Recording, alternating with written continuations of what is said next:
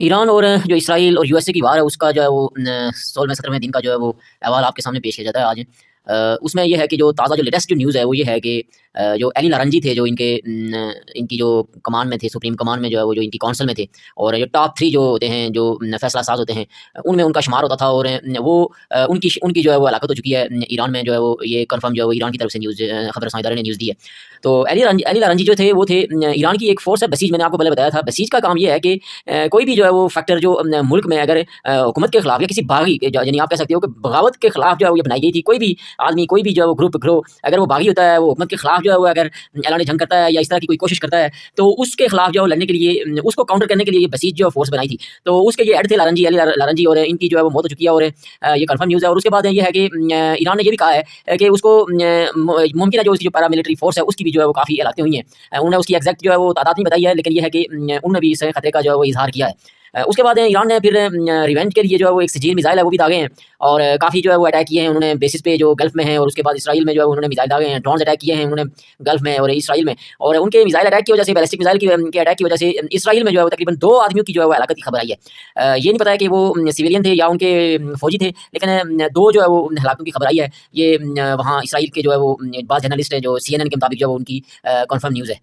उसके बाद यूएसए ने लगातार जो है वो बमबारी जारी रखी हुई है ईरान पे, और खास करके जो है वो स्ट्रेट ऑफ हॉर्मज़ के साथ साथ जो इनके जो है वो न्यूक्लियर साइट्स हैं या जो इनके बंकर्स हैं या इनके जो मिसाइल जो जी यहाँ से जहाँ से ये दागते हैं, missile launching pad, missile launching area sites, वहाँ पे जो है वो उन्होंने 5000 वजनी जो है वो गाइडेड बम जो है वो वहाँ पे जो है उन्होंने गिराए हैं। और उससे सुनने में आया कि काफ़ी जो है वो नुकसान हुआ है। उसकी इतला तो अभी ईरान के जो है वो खबरसां इदारे ने तो कन्फर्म नहीं की है, लेकिन यह है कि अमेरिका की तरफ से बताया गया है, CNN की भी खबर है कि ये वहाँ पे जो है वो ये गाइडेड मिसाइल बम जो है वो दागे गए और उसकी वजह से स्ट्राइक हुए और बहुत ज़्यादा जो है वो भारी नुकसान हुआ है उनका। तो इस हवाले से जंग जो है वो मज़ीद शिद्दत इख्तियार करती जा रही है।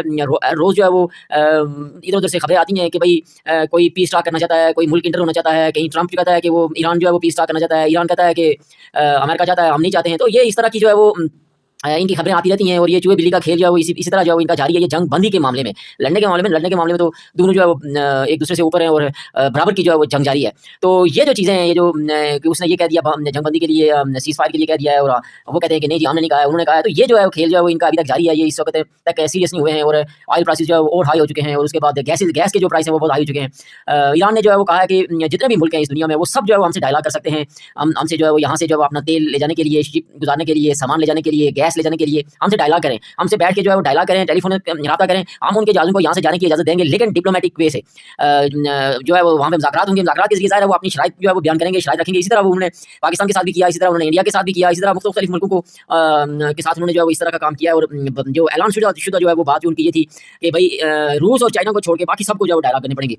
तो उनके जाज़ू को तो वो कभी नहीं रोकेगा। और बाकी जो जितने भी लोग हैं, इवन कि उन्होंने कहा है कि सऊदीया, UAE, Qatar, Bahrain, Kuwait, Oman, Jordan, जो भी मुल्क है वहाँ से जो है वो गुज़रना चाहता है, मुझसे टॉक करे, मुझसे बात करे, तो हम जो है वो ज़ाहिर है मुज़ाकरात से ही हर चीज़ का हल होगा, लेकिन अपनी मनमानी अब स्ट्रेट ऑफ हॉर्मज़ से वो नहीं करने देंगे। ये उनकी तरफ से खबर आई है। तो इस वक्त सिचुएशन तो बाकी जो दुनिया है, अगर आप दुनिया का देखें, जिस तरह पिछली वार जो होती थी, पहले की वार थी लीबिया, इराक, उसके बाद अफगानिस्तान, वियतनाम, जो भी इससे पहले 250 साल हो चुके हैं, अमेरिका कभी अकेला नहीं था, लेकिन इस वार में वो बज़ाहिर जो है वो बयानात की हद तक है, जो देखने में लग रहा है कि वो अकेला है। उसकी ना यूके उसकी सपोर्ट कर रहा है, ना इटली उसकी सपोर्ट कर रहा है, उस तरह ना फ्रेंच कर रहे हैं, ना जापान कर रहा है, ना ऑस्ट्रेलिया कर रहा है, ना कनाडा कर रहा है। कनाडा तो खुल्लम-खुल्ला उसकी मुखालफत करता है।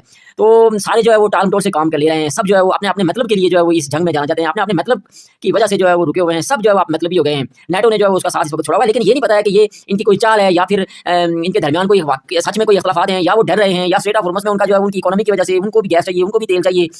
यूरोप का सबसे ज़्यादा तेल और गैस यहीं से जाता है, क्योंकि रशिया के साथ जो है यूक्रेन की जंग हुई थी, उसके बाद उनका जो है वहाँ से उन्होंने खत्म कर दिया था तकरीबन, और ज़्यादातर इन्हिसार उनका जो है वो इसी गल्फ रीजन पे है।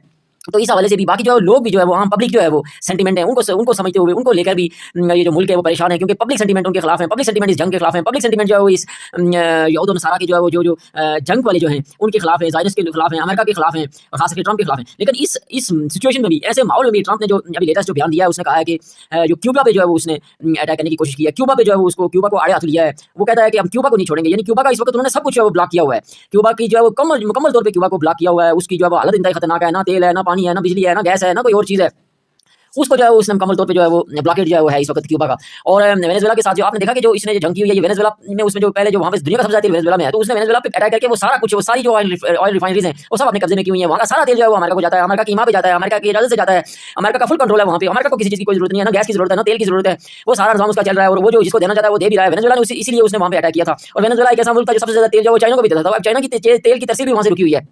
तो ये एक किस्म से वो आपके मेरी जो वाइड आ रही है वो दो ही जो है वो ये जो जंग में है उसके मल्टीपल जो है वो टारगेट है इसमें। वो चाइना को भी डीच करना चाहता है इसमें, क्योंकि चाइना जो है वो सबसे ज़्यादा तेल वहाँ से लेता है, तो वहाँ से उसने बंद कर दिया। उसके बाद जो है वो क्यूबा को जो है वो इसके साथ ताल्लुकात हैं, तजारती ताल्लुकात है चाइना के, वो इसको जो है वो कैप्चर करना चाहता है। ईरान के साथ ऑलरेडी वो उसकी मठभेड़ है और ईरान से भी जो है वो तकरीबन जो है वो 70-80% जो है वो तेल जो है वो इससे भी ज़्यादा जो है वो चाइना जो है वो लेता है और उसने लिया है इन दिनों में और पिछले दिनों में।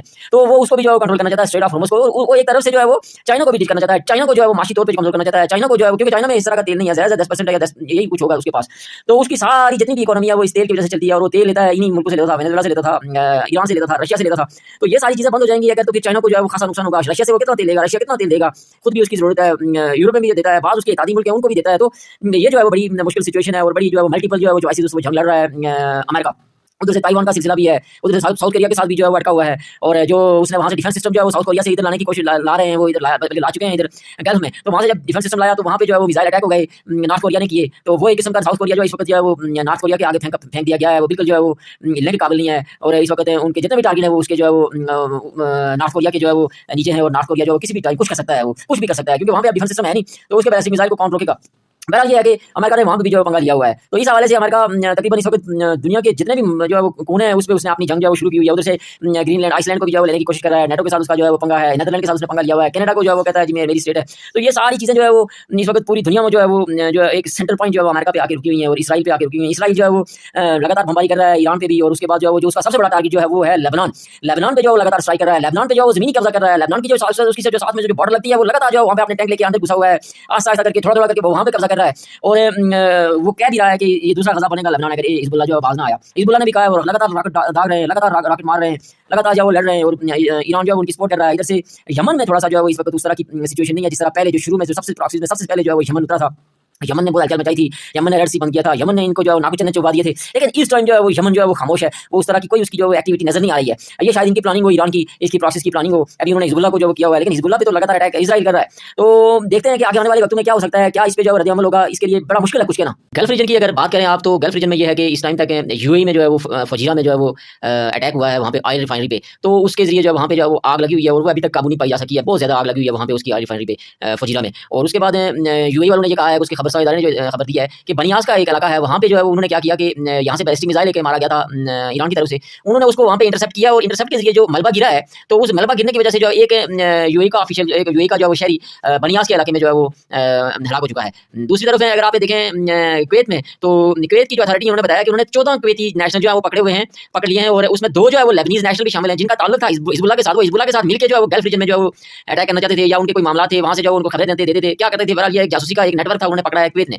कतर की बात करें तो कतर में भी जो उसका इंडस्ट्रियल एरिया है वहाँ पे बाज़ इंडस्ट्रीज में आग लगी है। वो आग भी उन्होंने कहा कि इसलिए लगी है कि जो मिसाइल दागे गए थे ईरान की तरफ से उनको इंटरसेप्ट किया गया है और इंटरसेप्ट करने की वजह से जो मलबा जो गिरा है, तो उस मलबे के गिरने की वजह से वहाँ पे आग लगी है। सऊदीया वालों ने भी इस तरह कहा है कि उन्होंने बहुत से मिसाइल और ड्रोन जो इन दिनों में जो है वो इंटरसेप्ट किए हैं, लेकिन हलाकत की कोई खबर नहीं है और ना ही कोई नुकसान की खबर आई है। उसके बाद बहरीन ने भी यही कहा है कि उन्होंने अभी तक जो है वो सैकड़ों जो है वो मिसाइल और ड्रोन अटैक जो हुए हैं उनको इंटरसेप्ट किया है। ताज़ा जो है वो कोई अपडेट नहीं है, किसी जो है किसी हलाकत की खबर नहीं है और ना ही उनके किसी ताज़ा जो है अटैक हुआ है बेस पे। ईरान की तरफ से भी कोई इस तरह की खबर अभी तक सामने नहीं आई है।